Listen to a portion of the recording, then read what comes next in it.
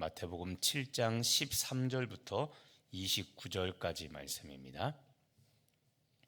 마태복음 7장 13절에서 29절까지 말씀, 생명에서 한 148페이지부터 151페이지까지입니다.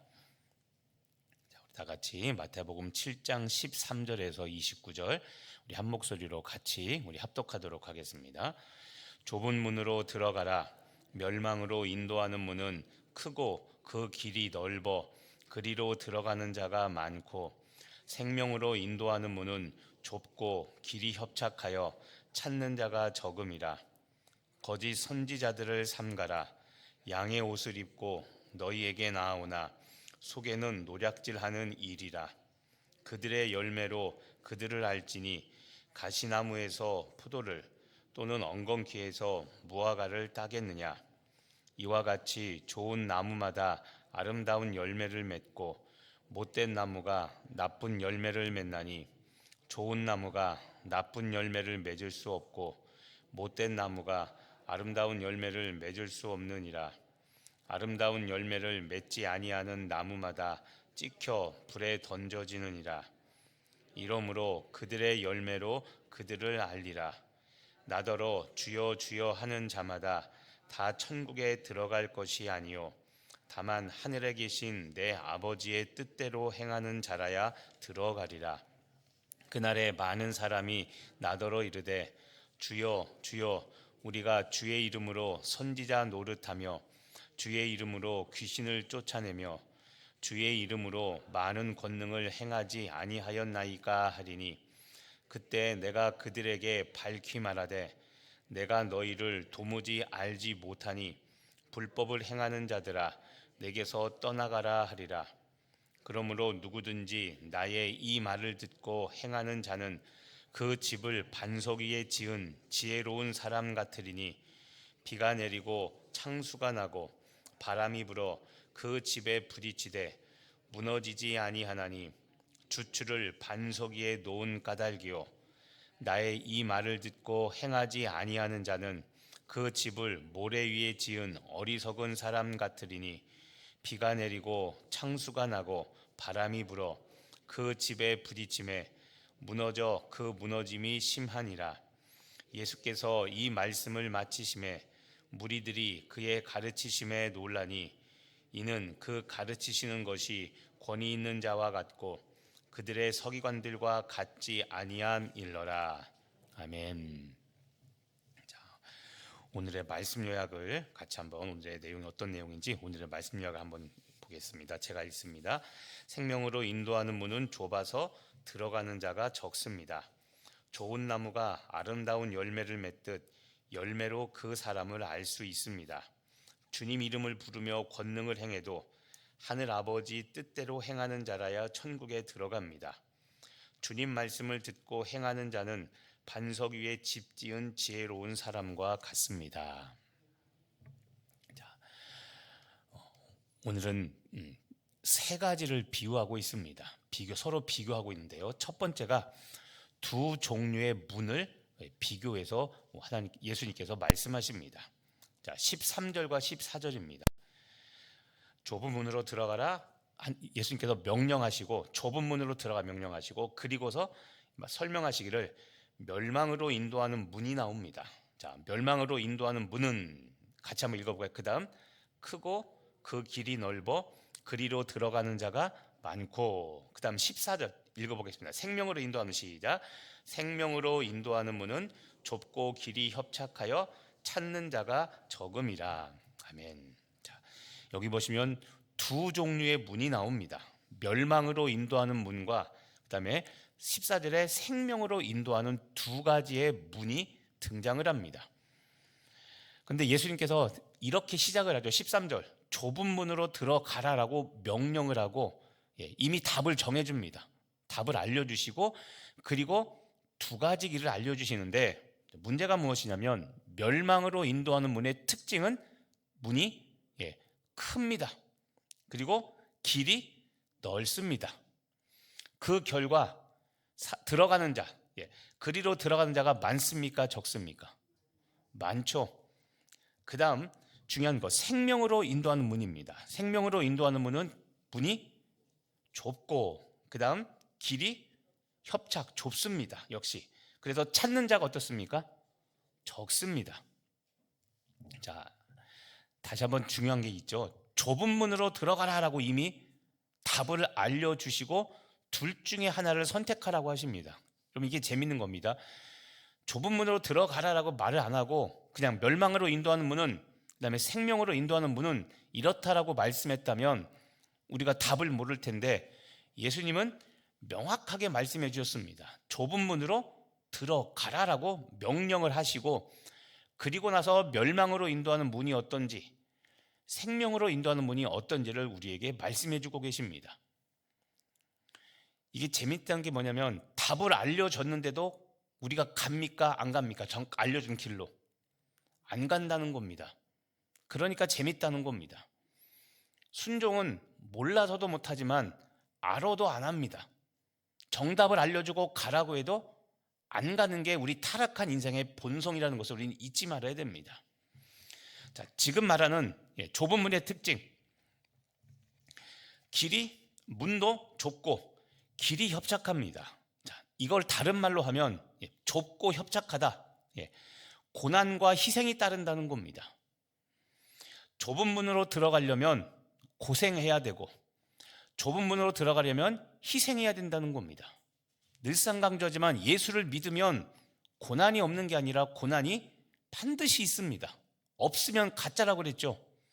성경은 형통을 이야기하는데 세상에서 말하는 형통과는 전혀 다르다고 이야기했습니다. 그래서 지금도 좁은 문으로 가라, 고난과 희생이 있는 길이 있다는 겁니다. 이 말은 쉽지 않은 길이라는 거죠.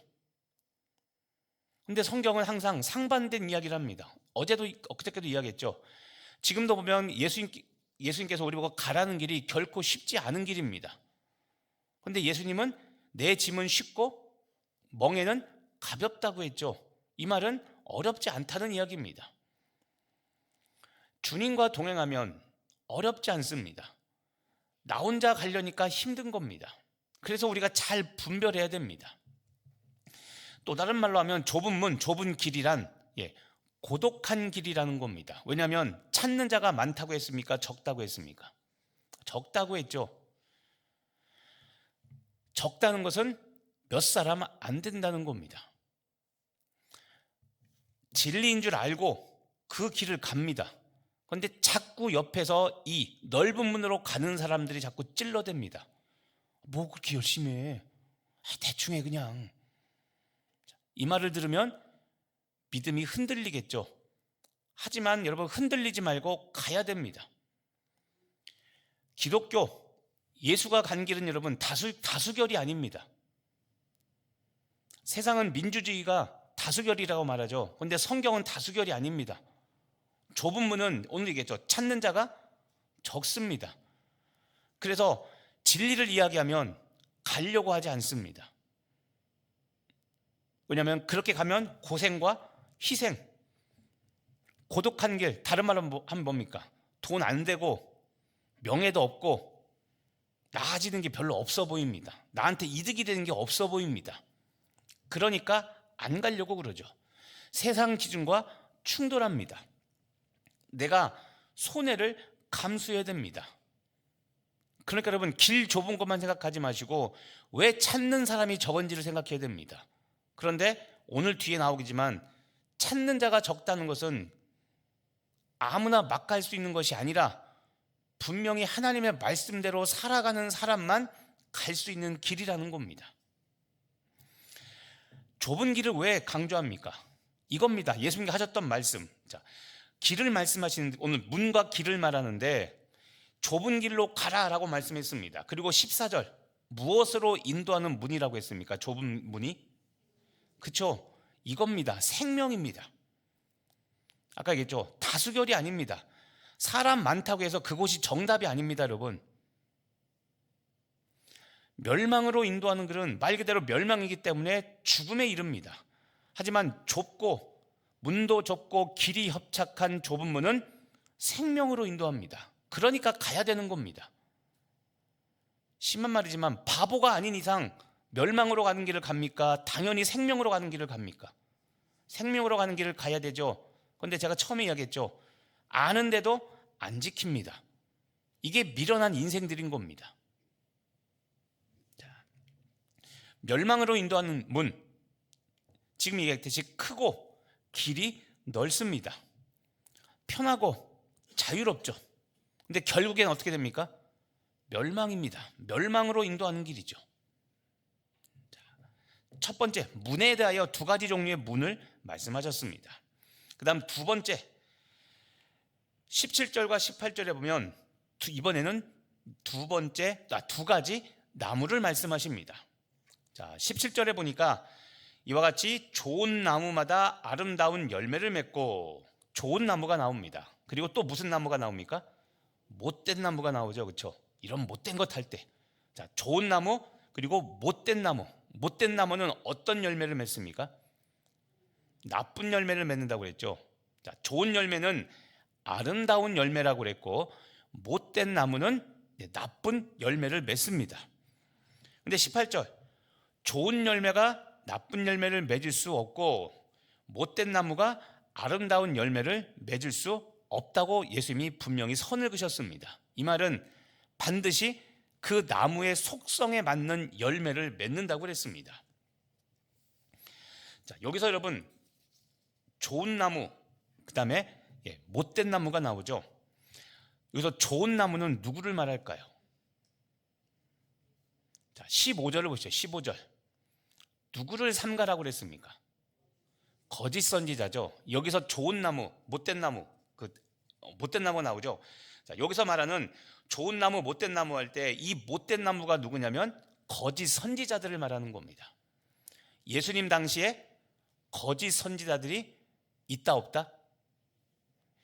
예나 지금이나 이단들, 그리고 지금 거짓 선지자같이 못된 사람들은 어디나 다 있습니다. 양과 염소가 섞여 있습니다. 그래서 나중에 심판 때 양과 염소가 구분이 되죠. 자, 여기서 좋은 나무는 선한 선지자를 말하고 못된 나무는 거짓 선지자를 말하는 겁니다. 15절 보시죠. 거짓 선지자의 특징이 있습니다. 무슨 옷을 입고 있다고 됐습니까? 양의 옷. 양의 옷을 입고 너희에게 나옵니다. 양들에게 나옵니다. 그런데 속에는 노략질하는 일이라고 그랬죠. 속에는 늑대입니다. 늑대. 양 잡아먹는 늑대, 일입니다.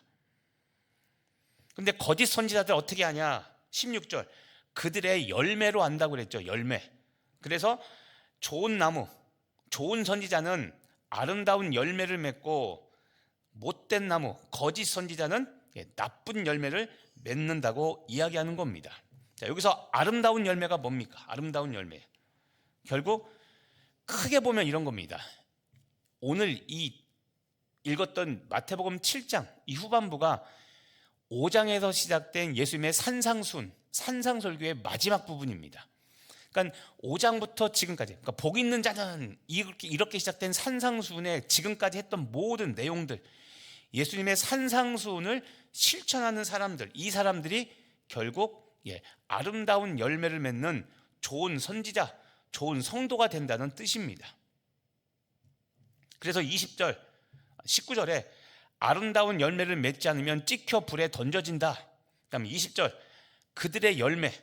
아까 16절에서도 열매로 그들을 알지니라는 것처럼 그 사람의 좋고 나쁨은 결국 열매로 안다는 겁니다. 세 번째, 두 종류의 집을 말씀합니다. 두 종류의 집. 자, 24절과 27절인데요. 24절, 자, 중반대로 이런 말이죠. 그 집을 반석 위에 지은 지혜로운 자. 그렇죠? 자, 집을 반석 위에 지은 자가 있고요. 그다음 26절에 보면 중반절에 그 집을 모래 위에 지은 자는 어리석은 자 같으니. 자, 두 종류의 집이 나옵니다. 하나는 반석 위에 지은 집, 또 하나는 모래 위에 지은 집. 두 가지 집을 또 이야기합니다. 근데 여기서 재밌는 게 이런 거죠. 25절, 비가 내리고 창수가 나고 바람입니다. 비, 창수, 바람. 비와 홍수입니다. 쉽게 말해서 비바람, 홍수. 비바람과 홍수가 났을 때 반석에 집을 지은 사람과 그리고 모래 위에 지은 이 두 가지 사람이 있는데, 당연히 우리는 어떤 사람이 되겠습니까? 반석 위에 집을 지은 사람이 되겠죠. 핵심이 이겁니다. 홍수, 비바람과 홍수가 나면 인생에 어리석은 인생과 지혜로운 인생 두 부류의 사람이 확연하게 드러난다는 겁니다. 자, 비바람, 그 다음에 창수라고 하면 홍수, 이게 무엇을 의미합니까? 삶의 어려움, 신앙에 문제가 생겼다는 겁니다. 근데 그때 삶이 평안할 때가 아니라 삶에 문제가 생기고 삶에 어려움이 생길 때, 그때 그 사람의 믿음의 본 모습이 드러난다는 겁니다.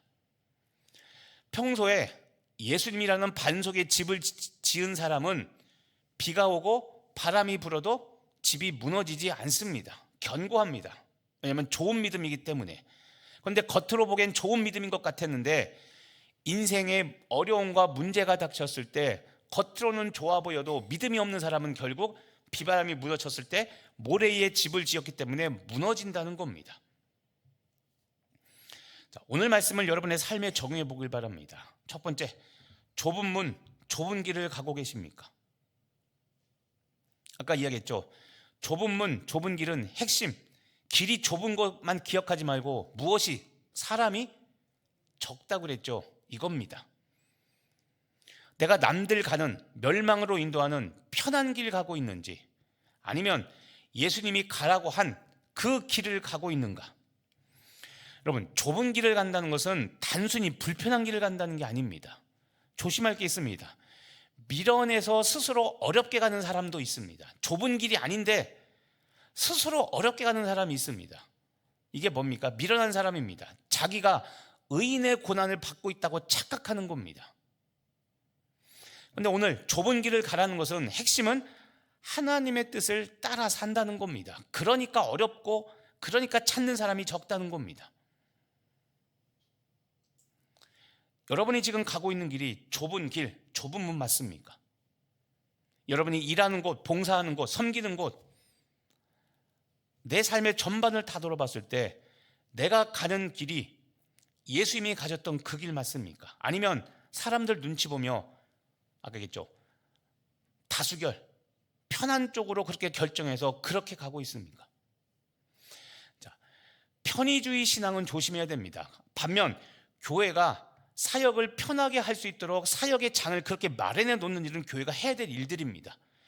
일부러 고생스럽게, 일부러 힘들게 할 필요는 없습니다. 하지만 내가 가는 길이 편의주의 신앙이 되어서는 결코 안 됩니다. 새벽기도 안 하면 좋죠. 식당 안 하면 좋죠. 이런저런 모임 안 하면 좋죠. 안 모이면 좋죠. 주일 예배만 있으면 얼마나 좋습니까? 근데 그렇게 한다고 신앙이 성숙됩니까? 편하게 한다고? 아니죠. 또 하나 우리가 질문을 던집니다. 여러분, 좋은 열매를 맺는 믿음으로 살아가고 있습니까? 좋은 열매를 맺는 믿음. 오늘 우리가 잊지 말할 게 이겁니다. 19절, 아름다운 열매를 맺지 아니하는 나무마다 어떻게 됩니까? 찍힙니다. 첫 번째. 그 다음 어떻게 됩니까? 찍혀서 불에 던지우죠. 이건 마지막 심판을 의미하는 겁니다. 거짓 선지자들은 쉽게 구별이 안 됩니다. 아까 봤죠? 양의 옷을 입고, 그렇죠? 양의 옷을 입고 겉으로는 판단이 안 됩니다. 그래서 열매를 봐도 헷갈리죠. 확실한 것은 마지막 순간에 드러납니다. 그런데 여러분, 편하게 넓은 길 가다가 그 늑대들이 하는 말에 속아서 넓은 길 갔다가 마지막 심판받을 때 보니까, 살면서 내가 발견하면 관계없는데 예수님 오셨을 때 보니까, 심판받을 때 보니까 내가 따랐던 사람이 늑대였습니다. 어떡할 겁니까? 돌이킬 수 없죠. 그러니까 여러분, 우리가 살면서 분별력이 있어야 되는 겁니다. 분별력은 영적인 은사 중에 하나이기도 하지만 모든 그리스도인이 갖고 있는 능력이기도 합니다. 이 말은, 분별력은 하나님의 말씀을 묵상하고 말씀에 서 있을 때 분별하게 됩니다. 그래서 좀 전에 그렇게 했잖아요. 심판받을 때 그때 늑대인 걸 알면 어떡할까? 그 사람 탓을 할 수 없는 게 아니라 내가 진리의 말씀이 없으니까 분별을 못한 겁니다. 거짓 선지자 탓도 있지만 절반은 내 탓이라는 겁니다. 그게 무서운 공의의 심판인 겁니다. 그러니까 말씀을 모른 채 살아가는 것은 결코 건강한 삶이 아니고, 말씀에 깨어있고 기도에 깨어있고, 결국 그렇게 말씀과 기도에 깨어있어야 성령 안에서 깨어있을 수 있는 삶을 살 수 있는 겁니다. 그래서 기준이 항상 이야기하지만 모든 기독교 교단의 첫 번째 권위는 성경에 있다는 겁니다. 이게 불변의 진리입니다. 이단들은 성경이 아닌 그들이 말하는 교주, 또는 그들이 말하는 어떤 자기들만의 성경을 거기 66권 성경에 더 얹습니다. 그리고 거기에 권위가 있다고 말합니다. 그러니까 이단인 겁니다. 여러분, 다시 한번 보시죠. 21절에 보면 나더러 주여 주여 하는 자마다 다 천국에 들어갈 것이 아니요, 다만 하늘에 계신 내 아버지의 뜻대로 행하는 자라야 들어가리라. 자, 여기 보십시오. 천국에 들어간다. 천국 이야기를 하죠.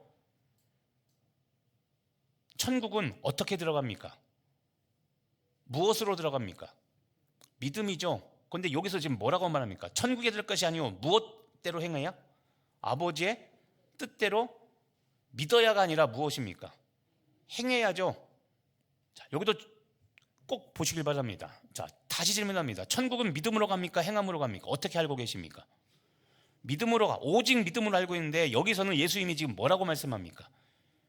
믿음이 아니라 무엇을 말해요? 행함을 이야기하죠. 내 뜻대로가 아니라 누구의 뜻대로? 아버지의 뜻대로. 하나님 아버지의 뜻은 어디에 기록되어 있습니까? 성경, 하나님의 뜻은 어디에 기록되어 있습니까? 성경 말씀에 기록되어 있죠. 성경 말씀을 믿고 무엇해야? 행해야 천국에 가는 겁니다. 여기서는 믿음으로 간다는 것을 부정하는 것이 아니라, 믿는 것은 당연하고, 믿는다면 어떻게 살아야 된다고요?